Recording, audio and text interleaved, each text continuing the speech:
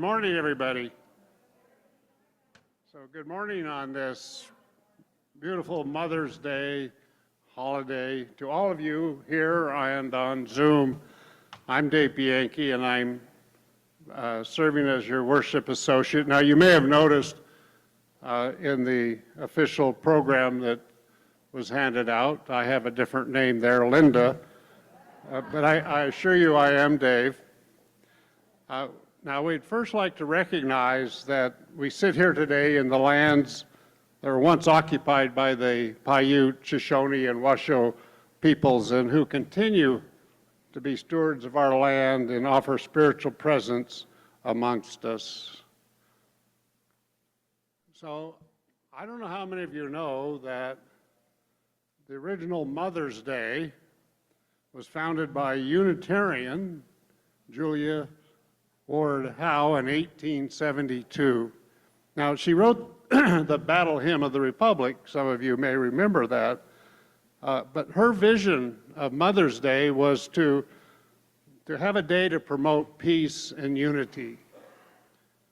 Well, of course, over time, Mother's Day has become a little bit more commercialized and is focused on traditional motherhood. So it's our mission here at the Unitarian Universalist Fellowship of Northern Nevada to grow together in love, faith, justice, and joy. So if you're new to us, know that we're a welcoming community and that we care deeply about all people, regardless of racial identity, age, economic circumstances, immigration status, sexual orientation, or gender identity. So those of you who are on Zoom, of course, will remain muted during the service, but we welcome your comments in the chat box. And you can stay on to visit one another following the service. If you have a joy or concern and would like to share, please fill out one of these information sheets that can be found in the seat pocket in front of you or in the back of the room, and hand that to either Bob or myself during our greeting time, and we'll share those later in the service. So thank you for being with us today, and we do have a couple of announcements. Following today's service, there'll be a tour of the campus for visitors, newcomers, or anyone that wants to know more about the Unitarian Universalist Fellowship of Northern Nevada. So just meet Gaia Brown. Is Gaia out here? There she is, raising her hand at the tech station in the back of the room. That's the tech station up there in case you don't recognize that. At 11:40 or 10 minutes after the service ends. They'll finish about 12:30. Since it's Mother's Day, she'll understand and no judging will take place if you have to leave early, and of course kids are also welcome. So, Alan, did you have an announcement?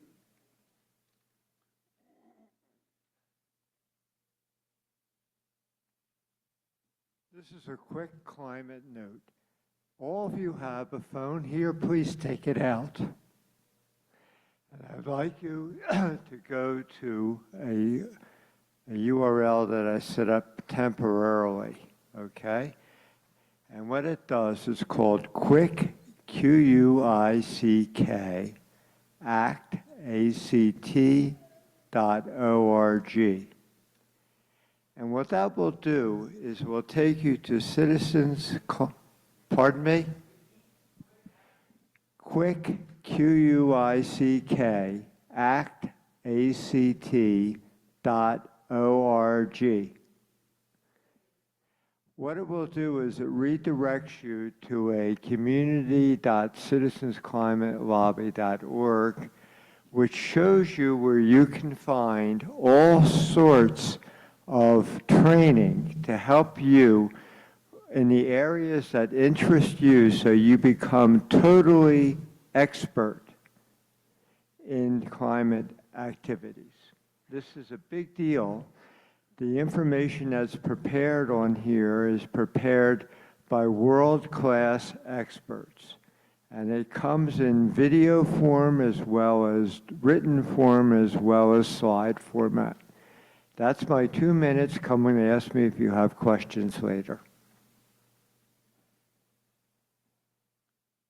Thank you, Alan.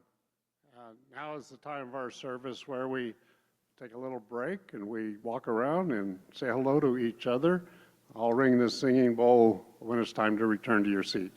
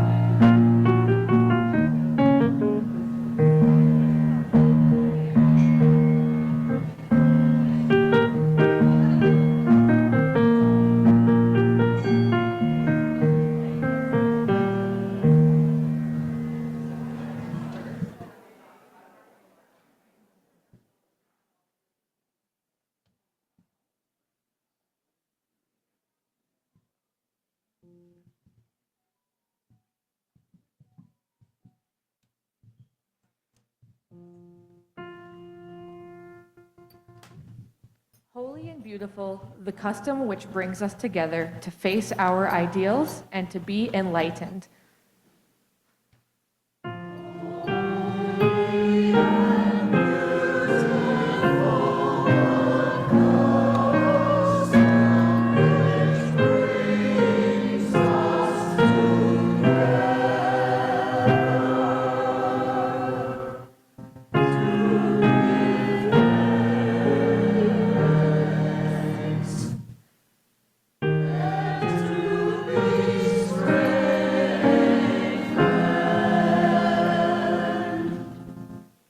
Through this quiet hour breathes the worship of ages.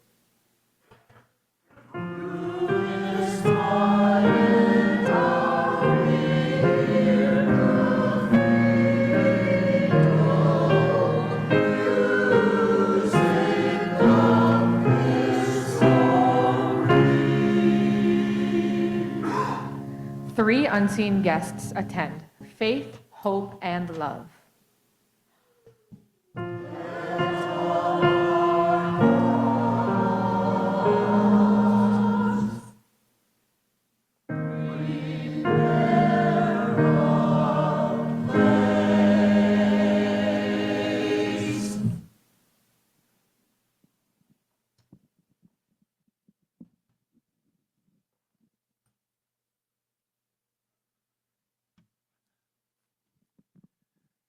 Good morning.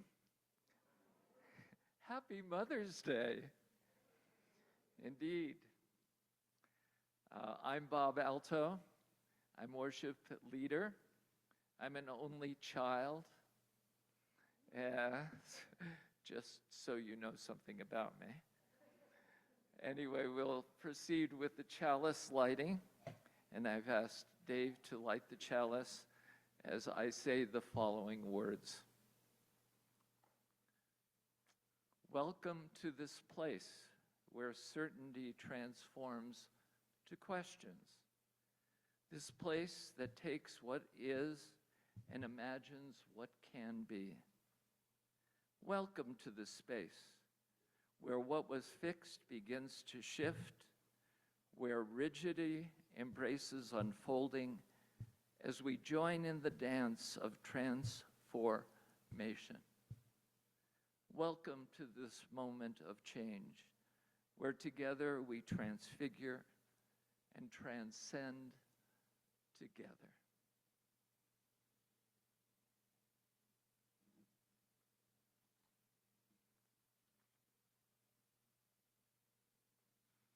We will be singing 1029 in the teal hymnal. It's Love Knocks and Waits for us to hear. So please stand in body or spirit and join us in singing.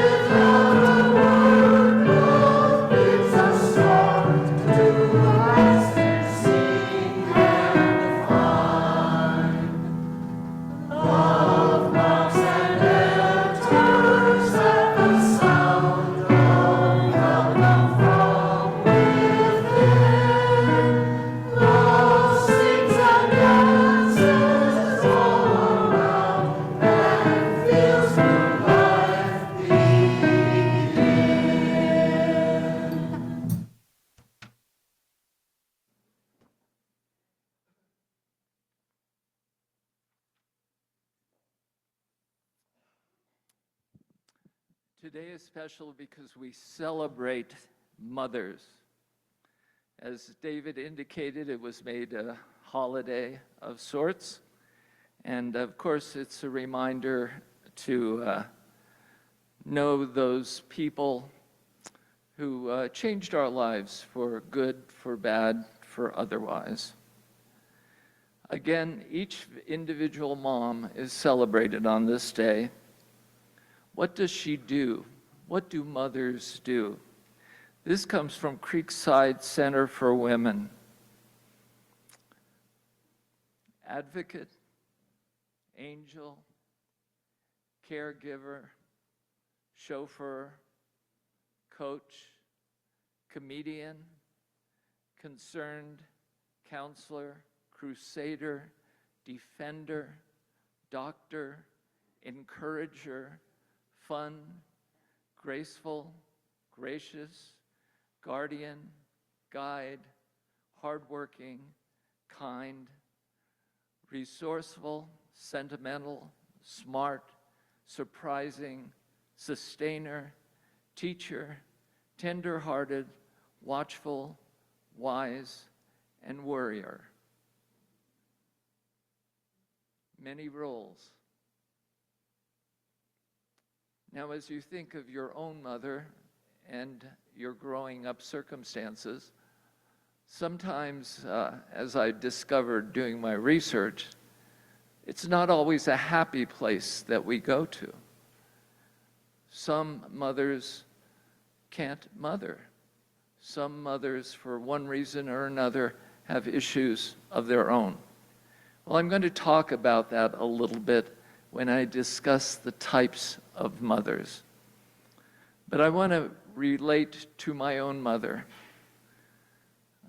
As I said, I was an only child, pretty independent at that.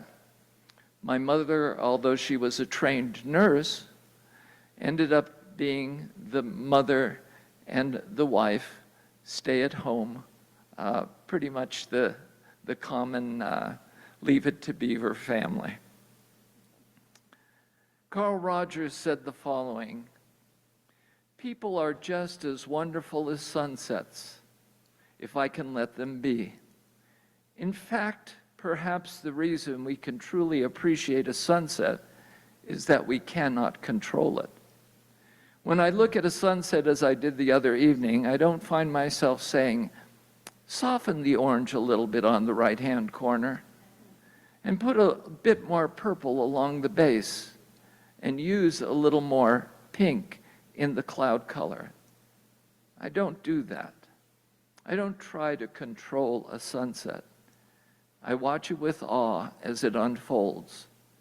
I like myself best when I can appreciate my staff member, my son, my daughter, my grandchildren in the same way." I was in 5th grade when I wrote this poem to my mother. "I'm glad I have a mother, as glad can be. I'm glad I have a mother who watches over me. My heart is the letter that tells how I love you, because you are my mother, so kind, so good, so true."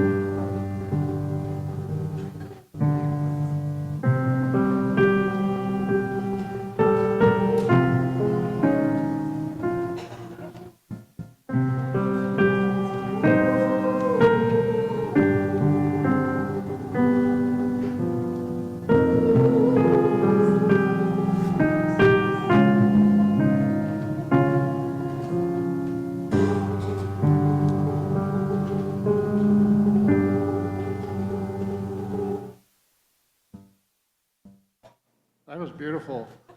And maybe we'll do it again for joys and concerns too. Well, hello everybody.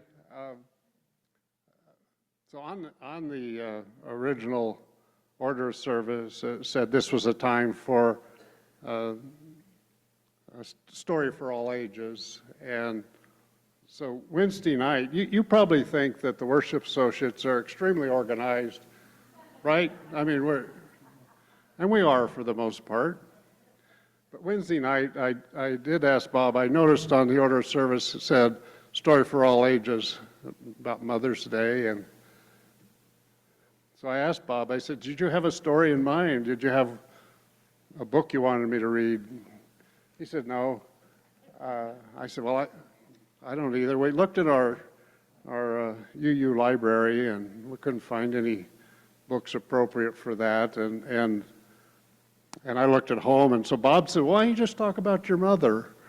I said, okay.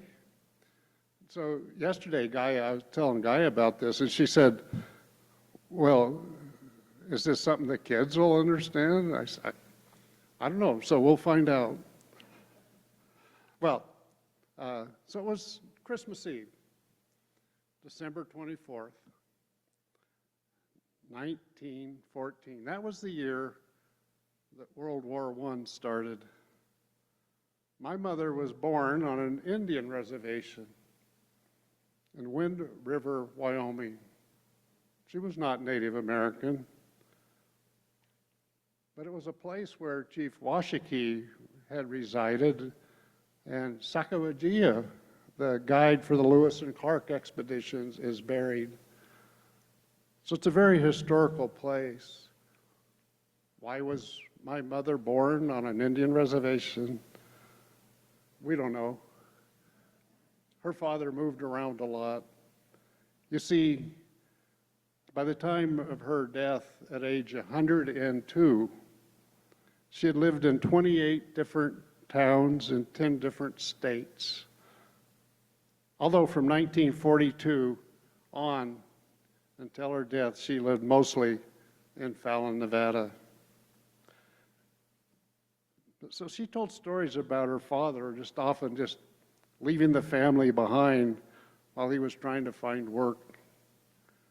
He did everything from trapping to being a hunting guide, and even tried his hand at bootlegging. Now, if the children don't know what bootlegging is, you'll have to ask your parents. But he spent most of his working life as a salesman, at first selling horses, and then what replaced horses? Cars. And he continued to sell cars throughout the rest of his life. But he got sick when my mom was about age 16, and so she ended up dropping out of school to take care of him.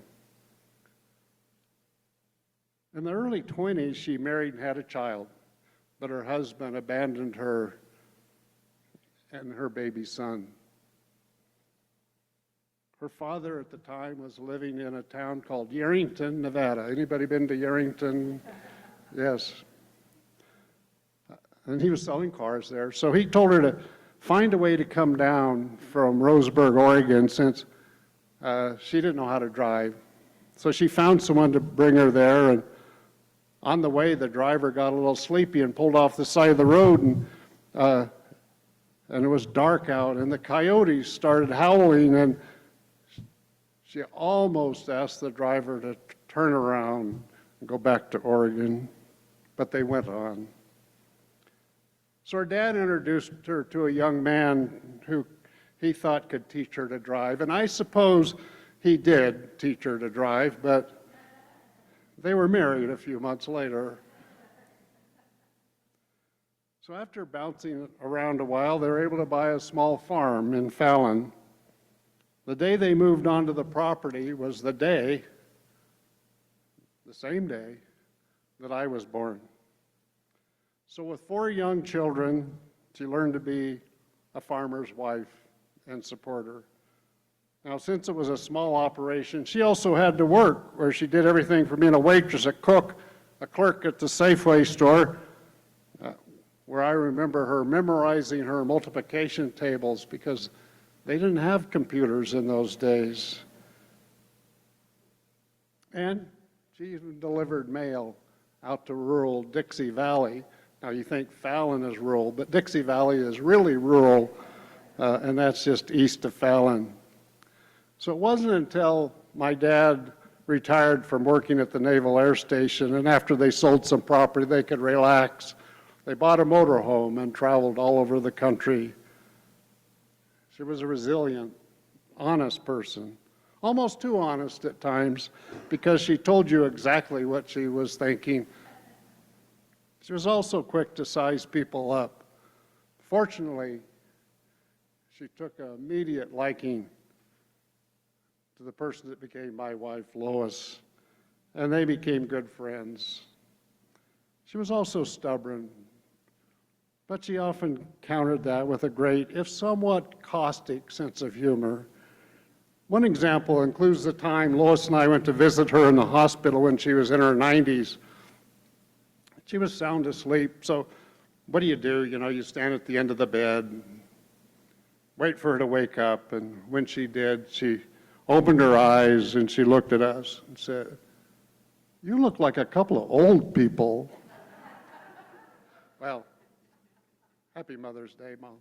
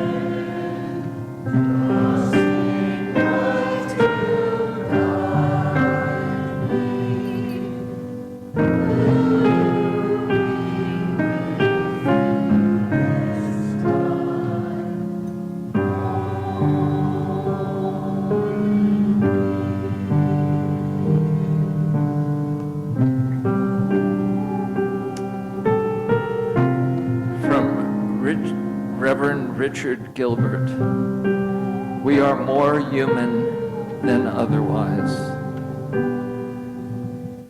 The human race is a vast rainbow bursting into view of white and black, red, yellow, and brown. Yet for all there are fingers to touch, hearts to break, eyes to cry, ears to hear, mouths to speak. Boundaries divide us, lines drawn to mark our diversity, maps charted to separate the human race from itself. Yet a mother's grief, a father's love, a child's happy cry, a musician's sound, an artist's stroke, batter the boundaries and shatter the walls. This is a time when we think about our joys, our concerns, our sorrows. So take time to just place yourself in a comfortable place. Maybe close your eyes as you think in terms of your sorrows, your concerns, your joys. We have Kathleen Burton who would like to share a few words.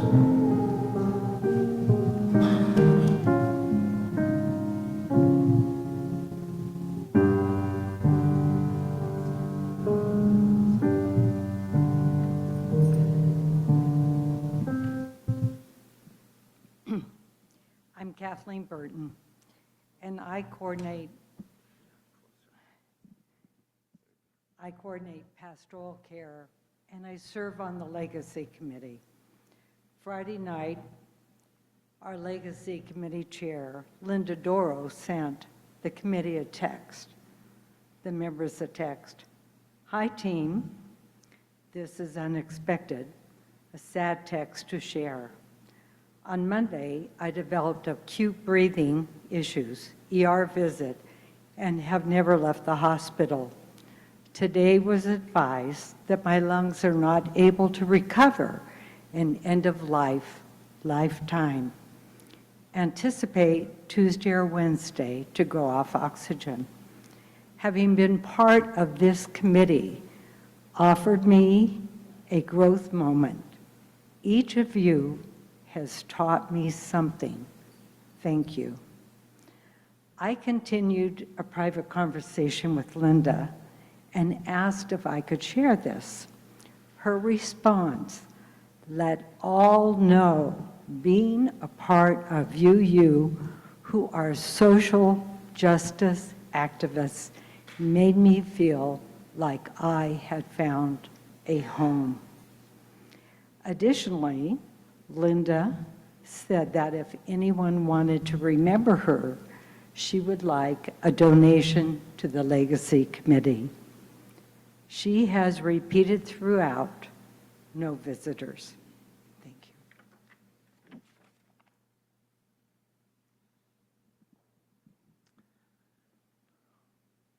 From Paul, just reminding us of a solidarity rally. No tyrants on Tuesday, May 13th at 10 a.m., the Federal Building on Virginia, auspices indivisible. This is from Jackie to remind us of Andy Boren. Andy is a former member. He is recovering from a bad bicycle accident. I would include my son, Hayward, who works for the State Department and is going through a lot of difficulty at the moment with some indecisions and certainly the politics of Washington. So if you can just maybe remember him, would be nice. Now let's just take a moment, reflect perhaps on our mothers, maybe on our current circumstances, and reflect on the concerns, the joys that we have.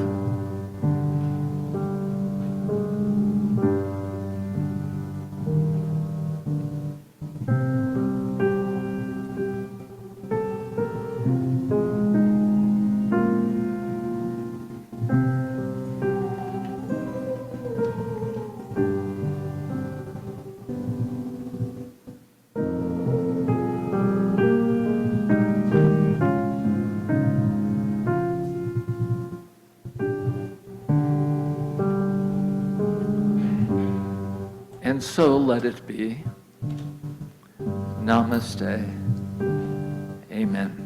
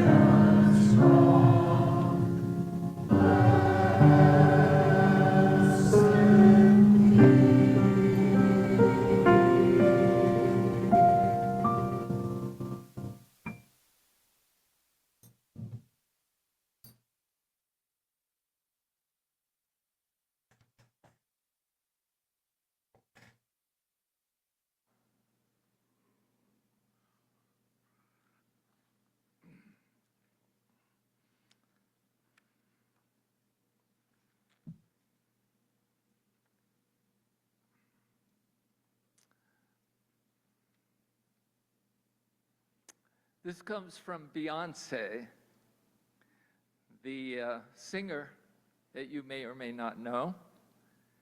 And this is her mother reflecting on her mother. And it goes something like this. All the best parts of me came from my mother.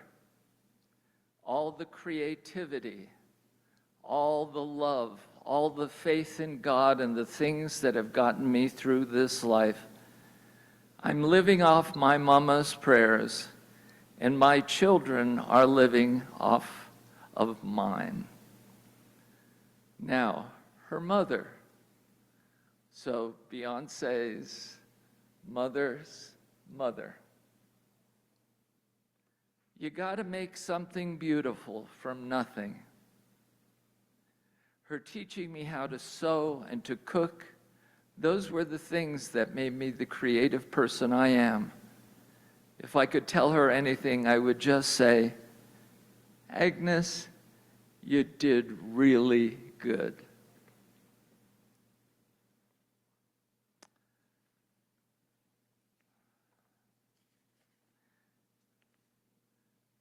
I wasn't chosen to be your mama.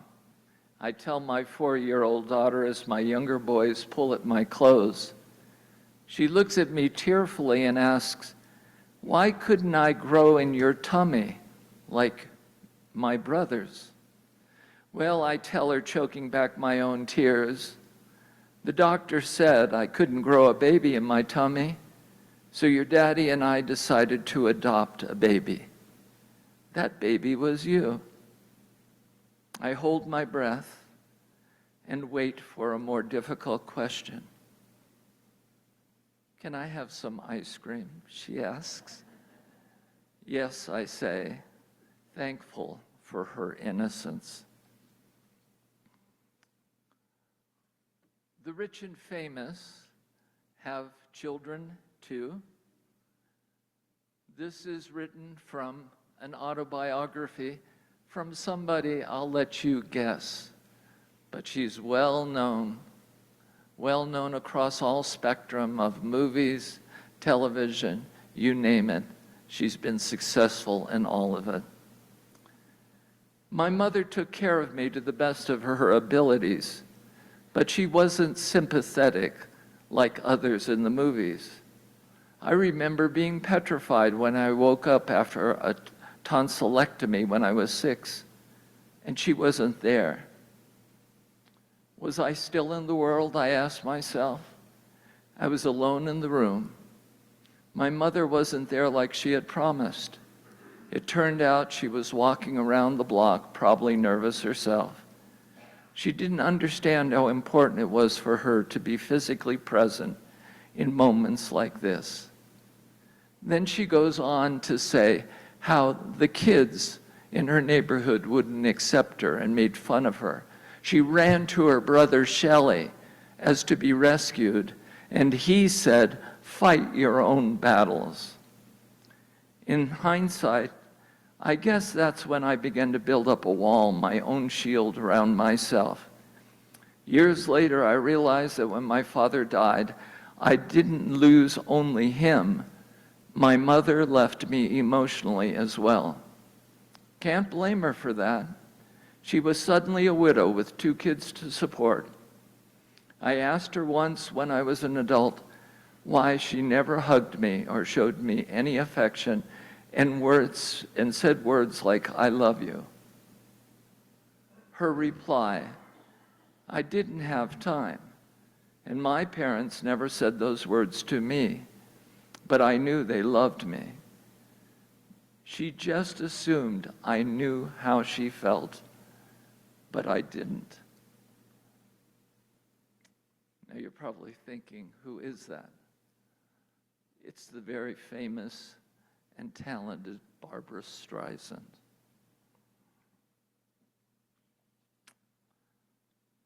Today I'm going to mix a little bit of pluralism with an explanation of mom types. I'm only sticking with 5. There are up to 20 and more. Okay, some testimonies of the famous and their mothers, and then share some of my memories of my mother, Anne Marie Grigalonis Alto.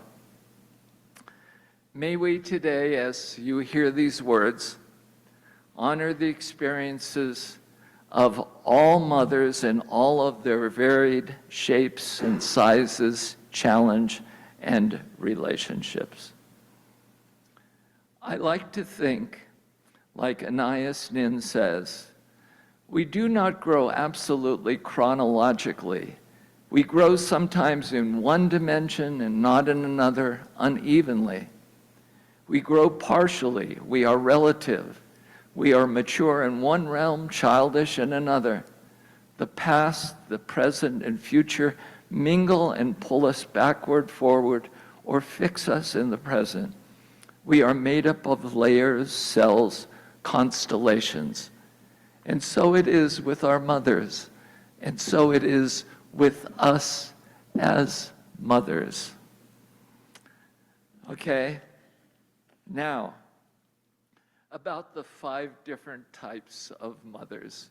Maybe you'll recognize yourself, your own mother, or somebody else for that matter. I'd like you to reflect, remember, celebrate, put to rest, and maybe heal a little bit. The first mother, it's all about me.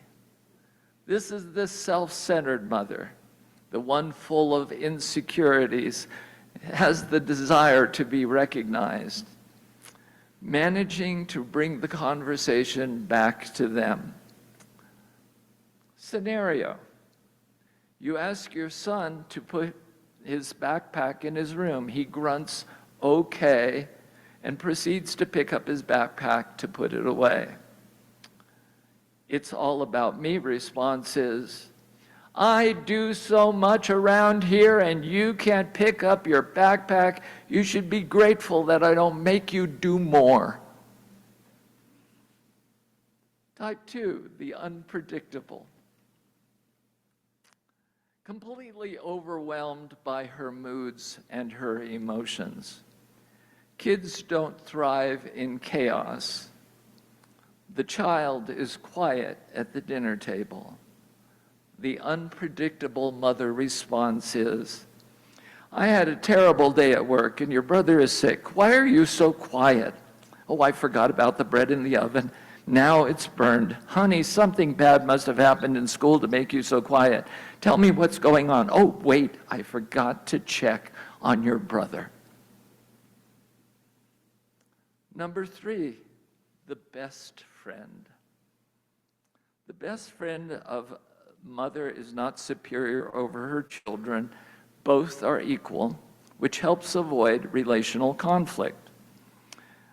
The best friend mother relies on her child to meet her emotional needs. Scenario: mother feels rejected by one of her friends and wants to talk with teenage daughter about it. Best friend mother response goes like this. I just have to tell you what happened with Kathy today. Blah, blah, blah, blah, blah, blah, blah, blah, blah, blah, blah, blah, blah, blah. 5 minutes later, including the details about Kathy's facial expressions and how this scenario makes her feel. Type 4, the perfectionist. Perfectionist mother will do anything that it takes to appear perfect. It's like being a performance. The backstage of a perfectionist mother is filled with manipulation, control, anxiety, and fear. Scenario: the family is at a restaurant waiting to be seated at a table. The children are getting whiny, restless, and hungry. The perfectionist mother response is, you need to sit in your seat like a proper child. People will stare at you if you continue to whine and cry. I don't care that you're hungry. This isn't an excuse to act this way. If you stay in your seat and stop crying, I'll let you order dessert. Number 5, complete. The mother is balanced. She accepts and expresses her emotions in healthy manners. She recognizes her and her child as independent personalities.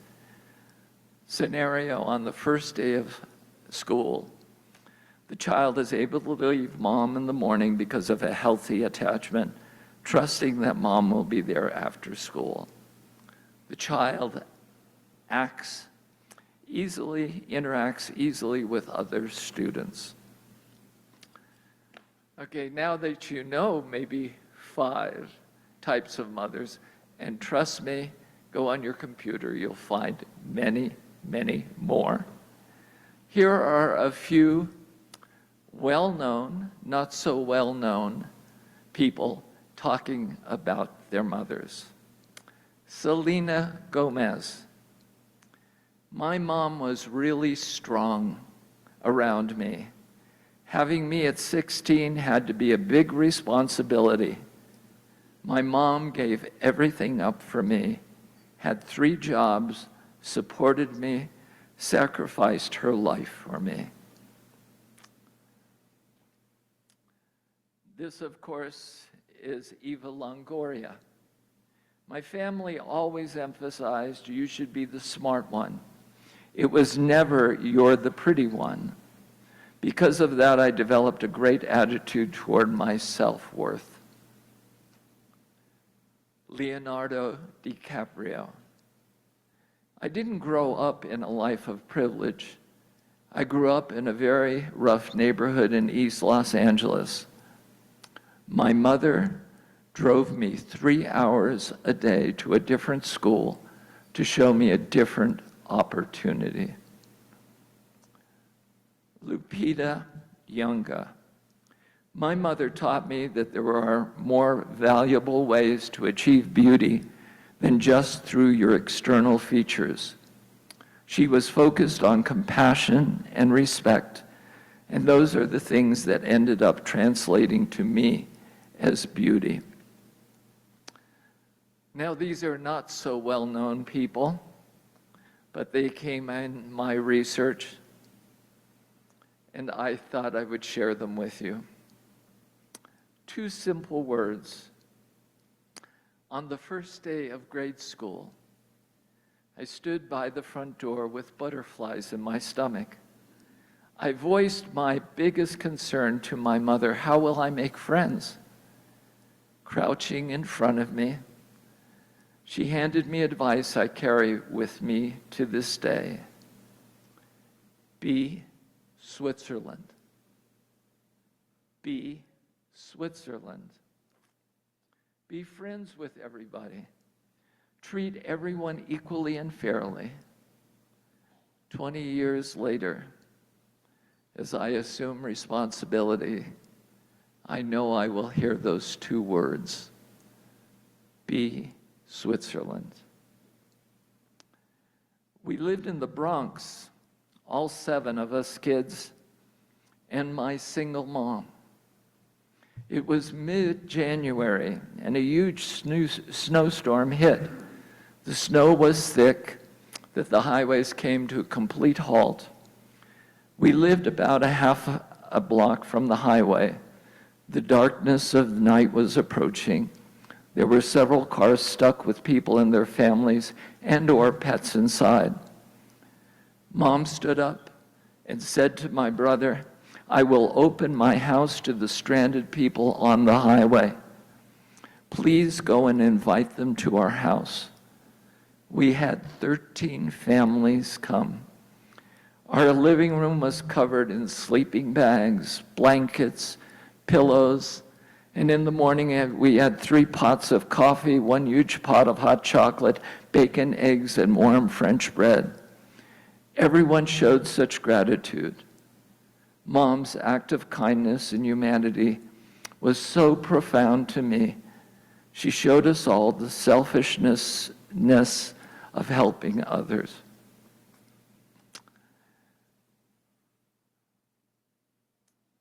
Now, lastly, my mother, Anne Marie Grigalonis Alto. She was Lithuanian. I just found out that Philip and I have something in common. She would hug you as a stranger. You would go home with homemade goodies and sometimes wild strawberry jam. And my father used to get so upset. You spend all this time picking those wild strawberries and then you give them away. She would often say, why did I ever leave Wyoming, never having been there? At 5'6", she was a bundle of energy as wife and mother. We tried to get it up there. Oh, is it there? Oh, good. There she is. She had an infectious smile. Although she finished a nursing degree, she didn't practice it during my growing up years, but she met my dad as a nurse on a steamship line called the Grace Line out of New York. She would not drive. In summer months, as like yesterday, when it was 80 degrees, she dressed almost like a Picasso collage in a yellow hat, a flowered blouse, fluorescent green shorts, and blue shoes. My favorite moments were washing dishes together. I was the dryer. We would start talking in gibberish and soon started laughing so hard that we both had to go to the bathroom. Okay, this is how we used to talk.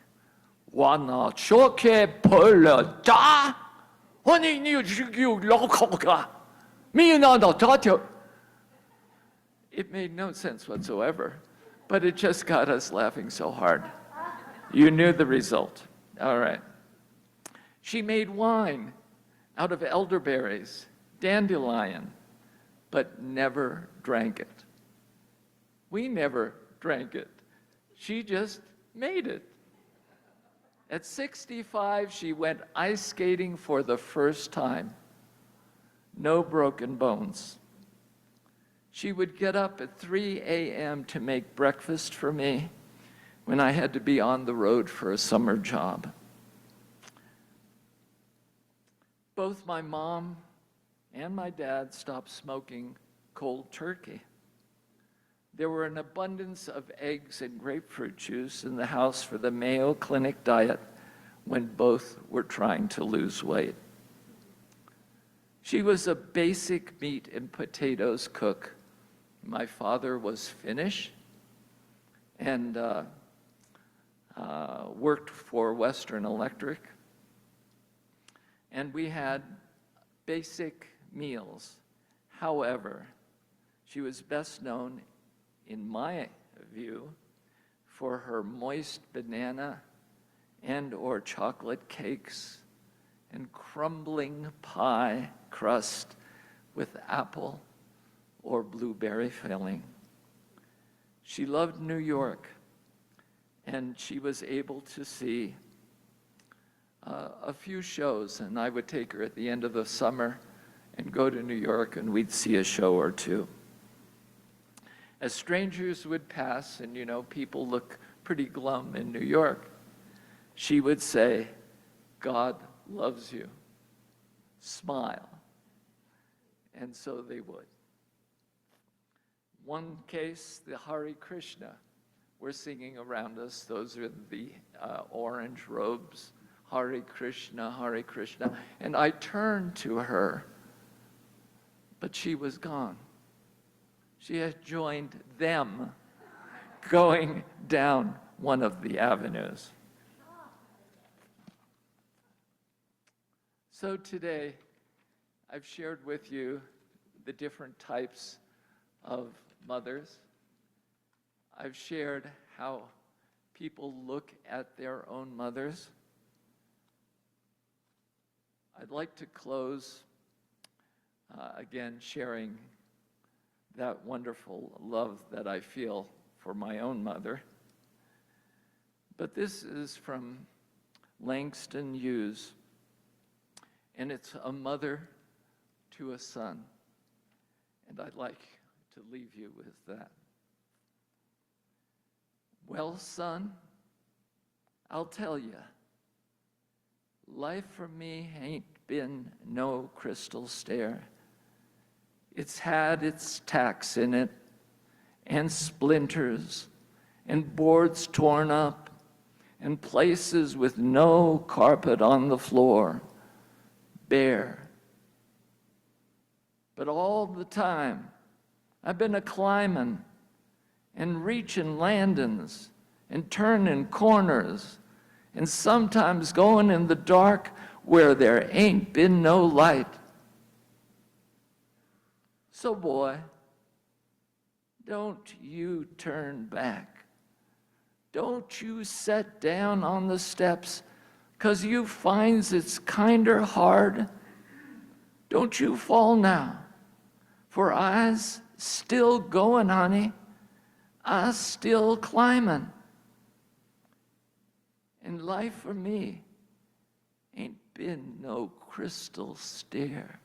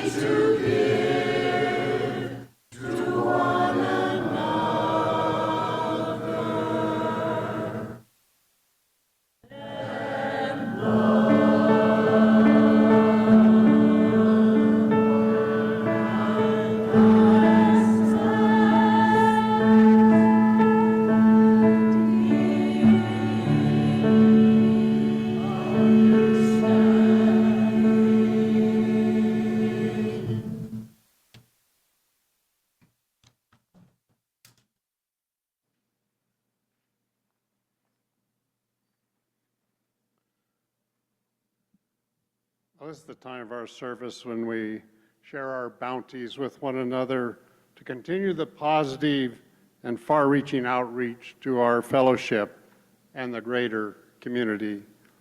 So a basket will be passed, and those of you on Zoom, you can follow instructions on the screen. You can also mail a check to the office, or better yet, just sign up for automatic giving. Now, one of the many things I love about this fellowship is that we share the plate with another nonprofit in our community. And this month of May, it's Great Basin Outdoor School. The mission is to empower Northern Nevada youth to explore, achieve, camp, expand horizons through hands-on discovery and an outdoor classroom. The kids attend overnight science camps on Nevada's shoreline of Lake Tahoe and field studies at other local sites. So they hike, snowshoe, learn local ecology with hands-on activities and do environmental and service projects. Children from underprivileged households who would otherwise not be able to participate are included, thanks to generous community service just like our support, just like ours. So would the ushers please come forward?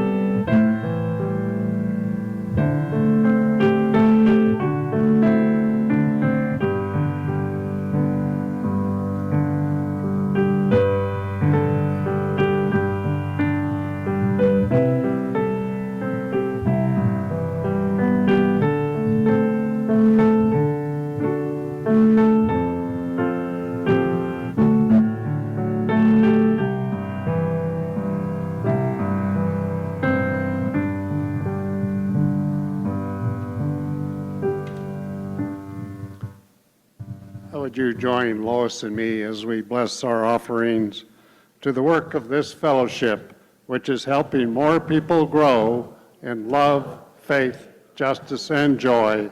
We dedicate ourselves, and these are offerings.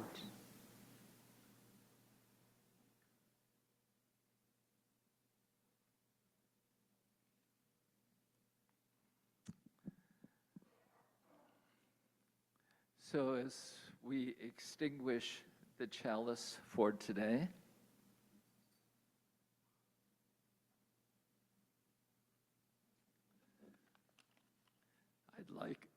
I'd like you to consider these words by Ralph de la Rosa. Mothers are not one-dimensional, and their multiple dimensions are not static.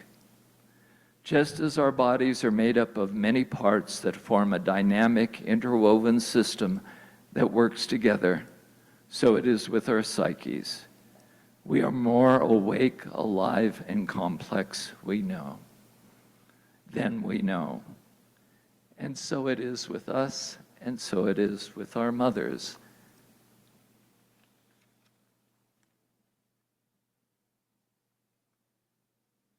We will be singing 1014 in our teal hymnal. It's answering the call of love. So if you want to stand in body or spirit and join us in singing.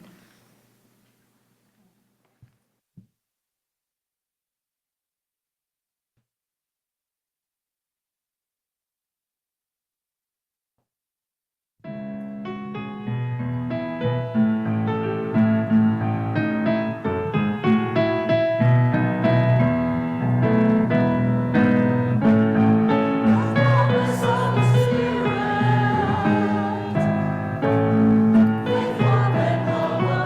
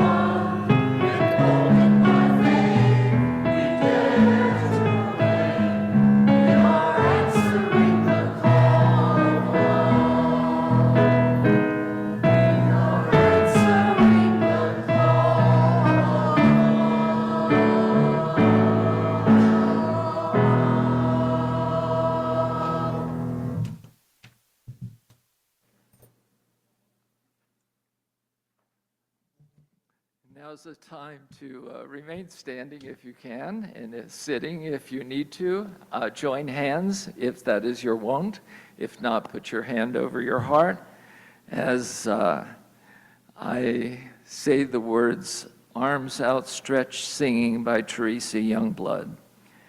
May you be invited to the party. May you be asked to dance. May you be amazed to learn that your own precious heart already knows and leaps to the song. And in this moment, whirling in the expansive affirmation of all creation, an embodiment of the divine's boundless love, may you turn and face the door, arms outstretched, to sing in wide welcome the ever-changing song of togetherness to those who have yet to discover that they too belong here. And so it is. Go in peace. Namaste. Amen. And happy Mother's Day.